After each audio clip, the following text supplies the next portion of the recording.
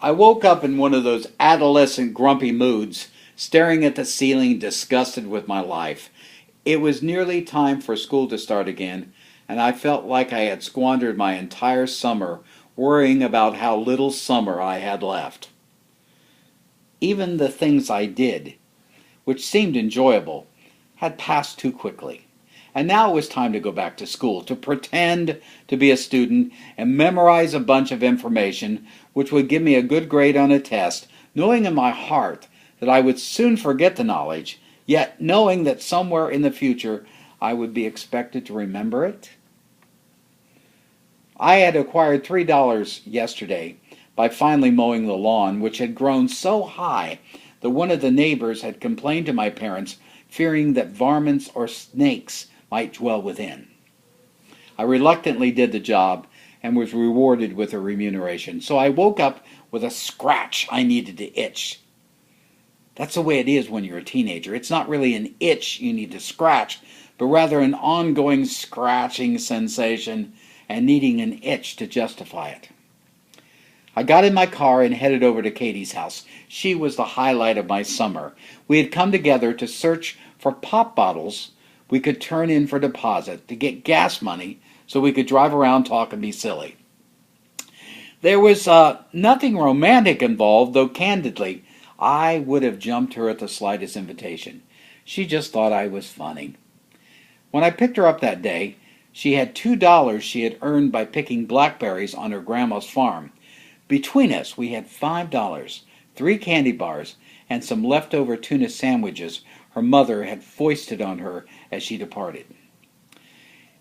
Katie explained that she needed to be home by 3 o'clock in the afternoon, and since it was already 10:30, our time would be shortened. I told her that since we had enough money to buy 15 gallons of gasoline, that we should drive 3 hours somewhere, talk, laugh, and turn around to drive 3 hours back. She was cool with it, so we took off for Columbus. Driving on I-71, we reached the south end of Columbus. Then that scratch that needed an itch suddenly raised its head. So I said, "Let's keep going." She was nervous, but agreed, and therefore, before too long, we had passed through Washington Courthouse, Wilmington, and suddenly found ourselves on the outskirts of Cincinnati. It was deliciously naughty, filled with wild abandon and irresponsibility. A sign read that the Ohio River was 4 miles ahead. I had never seen the Ohio River, and Katie had only passed over it in a car with her parents while being sound asleep in the back seat. So I said, "Let's do it." We crossed the river into Kentucky. We felt like fugitives. It was similar to trying to make your way into the Soviet Union through the Iron Curtain. You know, they had that back then. Everything on the other side of the river, including a town named Covington, looked so different. We felt like Christopher Columbus eyeballing the new world. Suddenly, Katie looked down at her watch and it was 2 o'clock in the afternoon, and she realized there was no way she would be able to get back in time. There also were no cell phones or texting, and payphones were out of the question because we'd used all of our money for petrol.